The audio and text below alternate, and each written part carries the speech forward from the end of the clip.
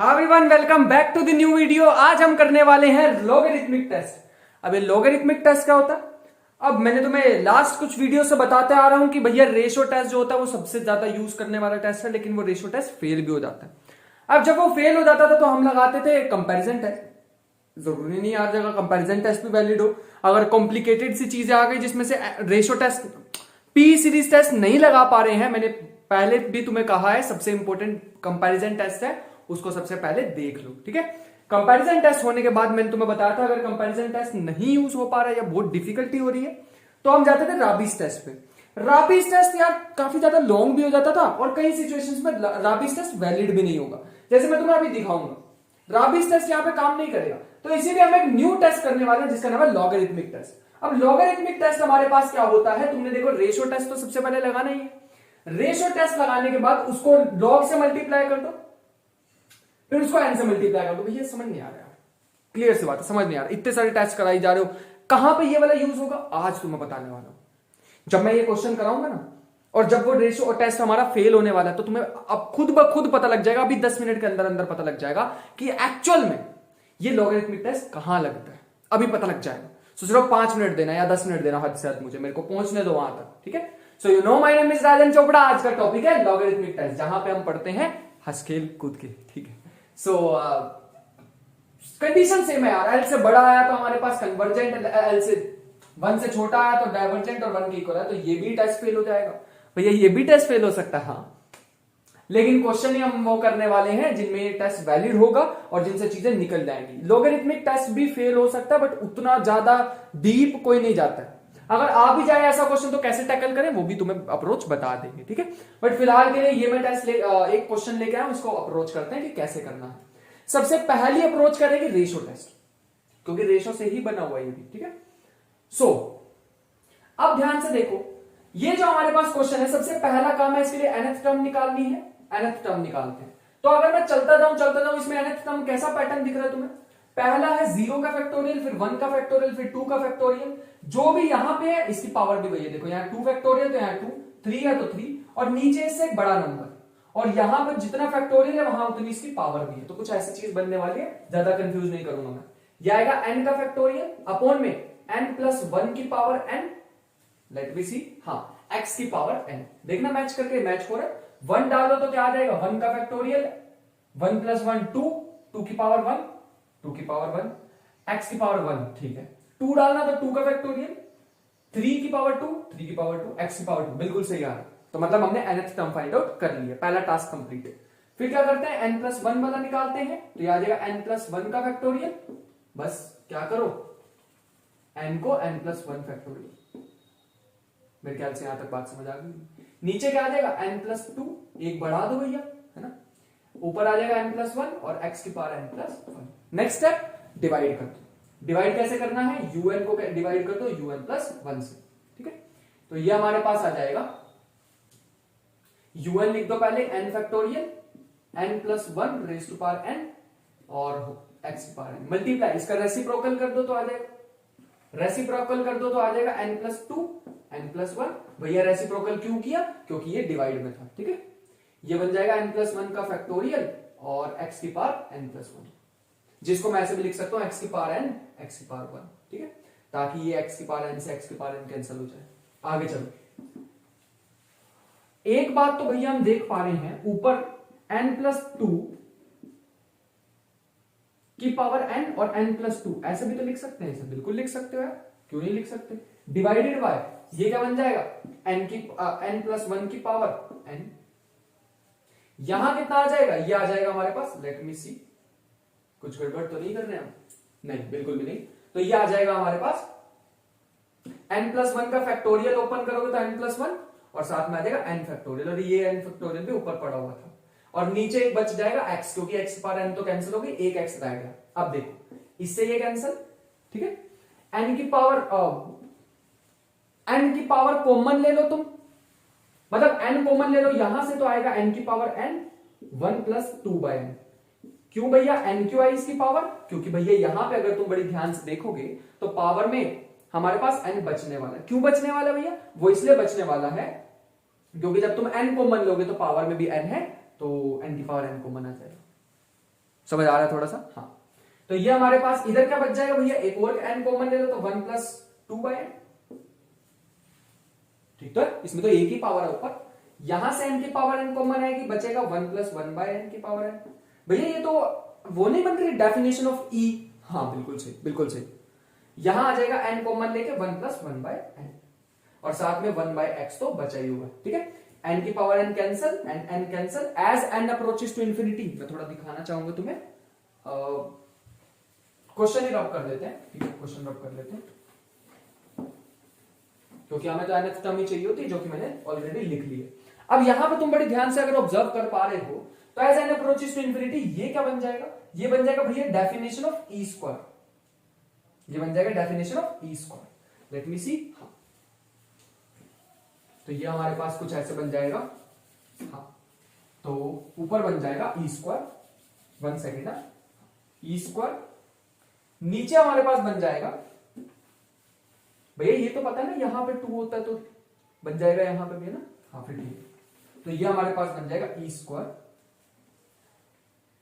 यहां पे जितनी x होता तो यहां पे e की पावर x आ जाता है, ये मैं पहले ही बता चुका हूं, as n approaches to infinity.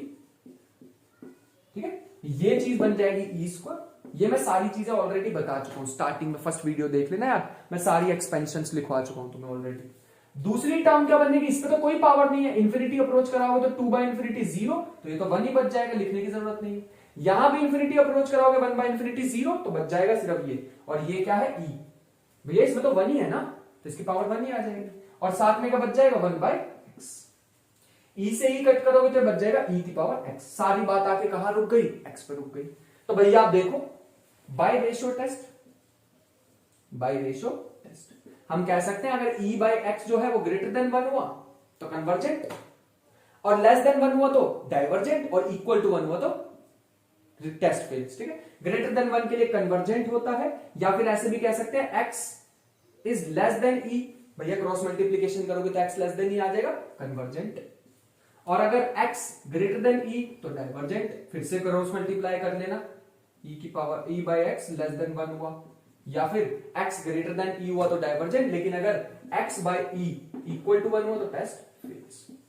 अब टेस्ट फेल हो गया भैया, एक काम करते हैं, मैं तुम्हें दिखाता हूं, ये वाली चीज की हमें जरूरत पड़ने वाली है, और बाकी सबको मैं रब कर देता हूं। ठीक है, चलो बाकी सबको मैं रब कर देता हूं, बाकी सब चीज की हमें जरूरत नहीं पड़ने वाली है। तो ये हमारे पास आ गया। अब ध्यान से देखना भैया, अब इसमें लॉगरिथमिक टेस्ट क्यों लगाए, क्योंकि भैया यहां पर ना इस बारे में पावर दिखाई दे रही है। अभी तक हमारे पास जब भी हम राबीज टेस्ट लगाते थे ना, राबीज टेस्ट भी लगा सकते हैं, लेकिन हमें यहाँ पे इस बार पावर दिखाई दे रही है, और पावर को कैसे सॉल्व करेंगे भैया, वो तो हमें आता ही नहीं है, फिर हमें बाइनोमियल एक्सपेंशन लगानी पड़ेगी। अरे भैया राबीज टेस्ट लास्ट वीडियो में मैंने बताया था, कुछ ऐसे हुआ करता था, है ना? तो ये टेस्ट लगाएंगे तो भैया इसमें तो पावर आ गई। तो जब भी भैया हम ध्यान रखेंगे, जब भी हमारे पास पावर आ रही हो, डिवाइड करने के बाद पावर आ रही हो, अगर कुछ ऐसी पावर आती है, हम कौन सा टेस्ट लगा देंगे, लॉगरिथमिक टेस्ट। तो लॉगरिथमिक टेस्ट की पहचान याद रखना, कब लगाना है, जब रेशियो टेस्ट लगाने के बाद इसकी कुछ पावर आ रही हो n। अब तुम ये भी कह सकते हो कि भैया अगर n पावर आ रही है तो आप वो रूट टेस्ट लगा लो जो आपने स्टार्टिंग में बताया था, वो भी लगा सकते हैं, लॉगरिथमिक टेस्ट भी लगा सकते हैं। बस लॉगरिथमिक टेस्ट लगाने के लिए तुम्हें क्या चाहिए, एक लॉग की एक्सपेंशन पता होनी चाहिए। मैं बताता हूं, तुम लिख लो कहीं ऐसी जगह पे लिखना जहां पे दोबारा दिख भी जाए। मान लो ये हमारे पास 1 plus x, log 1 plus x, ये एक्सपेंशन हमें पता होनी चाहिए। मैं अभी रब कर दूंगा तो लिख लो एक बार। ये होती है x minus x square by 2 plus x cube by 3 minus x 4 by 4 up to 100। ये एक्सपेंशन हमें अपने दिमाग पर रखनी पड़ेगी, इंपॉर्टेंट है, यही लगनी है इसमें, क्योंकि नोट कर लो इसे। तो हम लिखते हैं दोबारा un अपॉन un प्लस 1, जो कि हमारे पास आ रहा है 1 प्लस 2 बाई एन की पावर n प्लस 1। देख लो, कंबाइन कर दो, अपॉन में 1 प्लस 1 बाई एन की पावर n प्लस 1। और हम कौन सा केस देखना चाह रहे हैं भैया, हम देखना चाह रहे हैं x इक्वल टू ई वाला, x इक्वल टू ई वाला, एट x इक्वल टू ई, यही वाला केस तो देखना चाह रहे हैं जिसपे फेल हुआ था, है ना? तो मैं नीचे वाले को अब रब कर सकता हूं, इसकी जरूरत नहीं है, इसकी जरूरत नहीं। अब लॉगरिथमिक टेस्ट लगाना है, वो भी बहुत ध्यान से, ठीक है? देखो कैसे लगाना, कैसे लगाना देखो। अब सबसे पहला काम इसमें क्या बोला इन्होंने, लॉग से मल्टीप्लाई कर दो, तो लॉग से मल्टीप्लाई कर लेते हैं, तो कुछ ऐसा बन जाएगा लॉग un अपॉन में un प्लस 1, जो कि हो जाएगा log 1 plus 2 by n n plus 1 1 plus 1 by n n plus 1 और 1 बाई ई। तो ये प्रॉपर्टी लगानी पड़ेगी इसमें। तो प्रॉपर्टी क्या होती है लॉग एन की, लॉग एम बाई एन क्या होता है, log m minus log n, सीधी सीधी सी यही प्रॉपर्टी लगाते हैं। तो ये प्रॉपर्टी अब हमें लगानी है, ये प्रॉपर्टी अब हमें लगानी है, तो देखो कैसे लगाएंगे, लॉग 1 प्लस 2 बाई एन की power n plus 1 minus log 1 plus 1 by n की पावर एन प्लस 1 माइनस में लॉग ई, क्योंकि ई भी तो नीचे था और लॉग ई तो भैया आपने हमें पता ही है 1 होता है। बढ़िया यार, पता था तो बहुत अच्छी बात है। अब इसमें एक्सपेंशन लगाओ, वो भी ध्यान से, थोड़ा सा बड़ा क्वेश्चन हो सकता है लेकिन हमें समझना पड़ेगा। इसमें एक्सपेंशन लगाएंगे तो क्या होगा, नहीं एक्सपेंशन लगाने से पहले प्रॉपर्टी लगा लो, जो भी पावर में होता है वो आगे आ जाता है, ठीक है। तो ये हो जाएगा n plus 1 log 1 plus 2 by n, और नेक्स्ट टर्म हो जाएगी n प्लस 1। अब तुम कहोगे ये तो बहुत बड़ा हो रहा है क्वेश्चन, हाँ इसके क्वेश्चन बड़े होते ही, क्योंकि अभी तो एक्सपेंशन भी लगानी है, तो ये भैया बड़ा होने ही वाला है। यहां तक कर लिया, उसके ऊपर मैं ऊपर से रब कर देता हूं और फिर स्टार्ट करते हैं, कंटिन्यू करते हैं। इसकी हमारे को जरूरत नहीं है। तो अब हमारे पास हमें लगानी पड़ेगी एक्सपेंशन। अब एक्सपेंशन कैसे लगाएं, तो अभी जो सिखाई थी ना सेम एक्सपेंशन होने वाली है।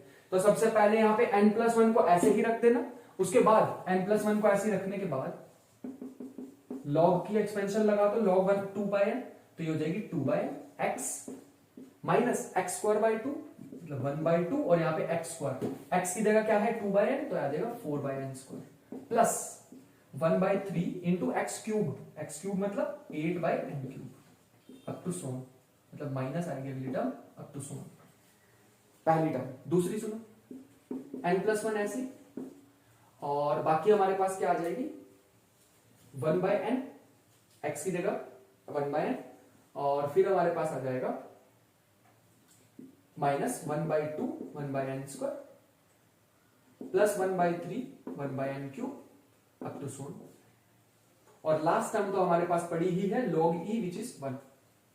ये हमारे पास कुछ टर्म्स निकल के आ रही है। सो हमारे पास आ जाएगा, अब देखो इन दोनों में से n प्लस 1 कॉमन आ रहा है, तो n प्लस 1 को कॉमन ले लो, और बचेगा क्या 2 बाई एन माइनस के 4 by 2 n square plus 8 by 3 n cube up to सो।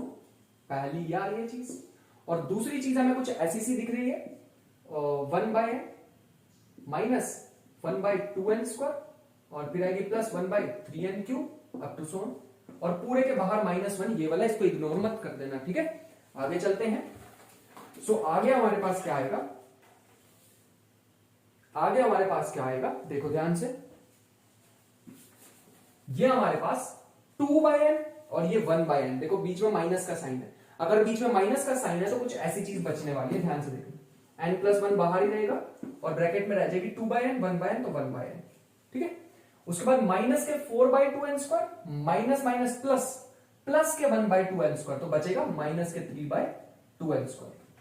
ध्यान से देख लेना, चीजें इंपॉर्टेंट है, ठीक है। प्लस अप टू सो और भी टर्म्स आएंगे जिसकी हमें बिल्कुल जरूरत नहीं है, बस हमें इतनी सी चीजों की जरूरत थी। हाँ ये 8 वाला भी कर सकते हो भैया, ये आ जाएगा 5 बाई एन क्यूब, ठीक है कर लो 5 बाई 3 एन क्यूब, बट हमें जरूरत ही नहीं है यार इसकी, अभी देखना क्यों जरूरत नहीं। अब मीन स्टेप तो अब आने वाला है, इस n को पूरी टर्म से मल्टीप्लाई करो, ज्यादा नहीं और मैं लेके जाना चाहूंगा तुम्हें। तो n को इससे मल्टीप्लाई करोगे, तो पहले n को इससे करोगे तो क्या होगा, अगर n को भैया हम इससे करते हैं तो हमारे पास बचेगा हमारे पास बचने वाला है n अपॉन n, n को इससे करोगे तो क्या होगा माइनस के 3 बाई 2 एन स्क्वायर। मेरे को पता है थोड़ा सा बोरिंग भी हो गया होगा, बट करना पड़ेगा यार, करना पड़ेगा, क्या कर सकते हैं। फिर बस इतनी टर्म काफी है। फिर 1 को इससे करोगे तो क्या आ जाएगा, यह आ जाएगा प्लस में 1 बाई एन, फिर 1 को इससे करोगे तो क्या आ जाएगा माइनस के 3 by 2 n square up to so on, और भी वैल्यूज आएंगी और साथ में चल रहा है -1, ठीक है। आगे ये क्या हो जाएगा, ये हो जाएगा भैया 1 minus 3 by 2 n square plus into में n, इंटू में n भी था ना, n से n खत्म हो जाएगा, तो ये बचेगा n से n कैंसिल, बचेगा 1 बाई n ये वाला माइनस के 3 by 2 n square up to so, और ये माइनस में 1 तो चलेगा। अब ये माइनस में 1 ये प्लस में 1 कैंसिल हो जाएगा और हमारे पास एक सिंपल सी टर्म बच जाएगी कुछ ऐसा। एक टर्म हमारे पास बच जाने वाली है बस, तो कुछ ऐसे बचेगी माइनस के 3/2n। तो यहां पर बचेगा माइनस के 3/2n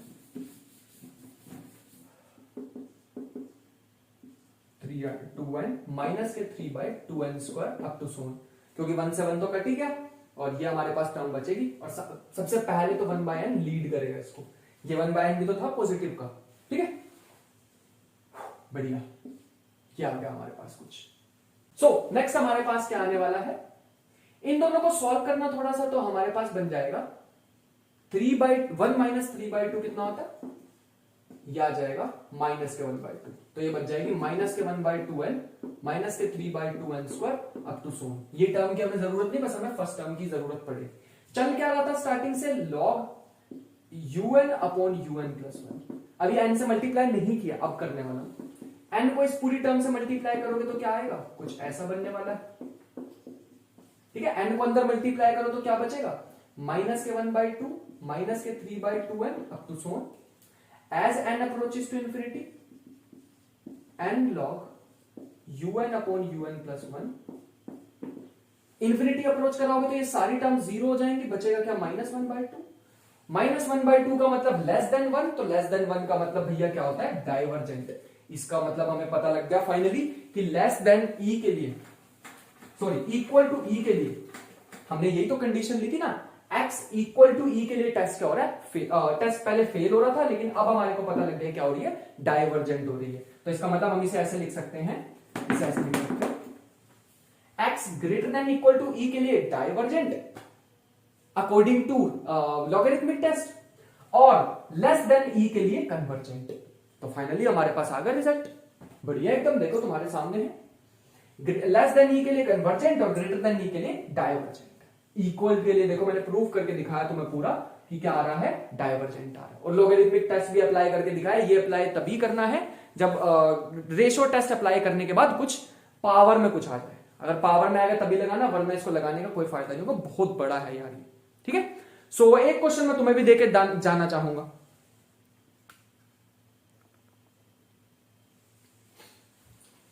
एक क्वेश्चन यहां पर मैं होमवर्क क्वेश्चन देके जा रहा हूं, कमेंट बॉक्स में बताना कि भैया इसका आंसर हमारे पास क्या आ रहा है, कन्वर्जेंट है, डाइवर्जेंट है, कौन सी x की वैल्यू के लिए कन्वर्जेंट और कौन सी x की वैल्यू के लिए डाइवर्जेंट होने वाला है। ये सारी चीजें तुम्हें बताना है। आई होप कि आज का लेक्चर पसंद आया होगा। ज्यादा क्वेश्चन नहीं कराने वाला था क्योंकि भैया ये वीडियो बहुत से ज्यादा बड़ी हो जाती। देखो एक ही क्वेश्चन में कितना टाइम लग गया, समझाना भी था इसलिए। तो तुम इसकी प्रैक्टिस करना, शायद तुम मेरे से बहुत ज्यादा जल्दी कर सको, ठीक है। मिलते हैं नेक्स्ट लेक्चर में, तब तक के लिए ख्याल रखें, पढ़ाई करते रहें, मेहनत करते रहें। मिलते हैं नेक्स्ट वीडियो में, बाय बाय।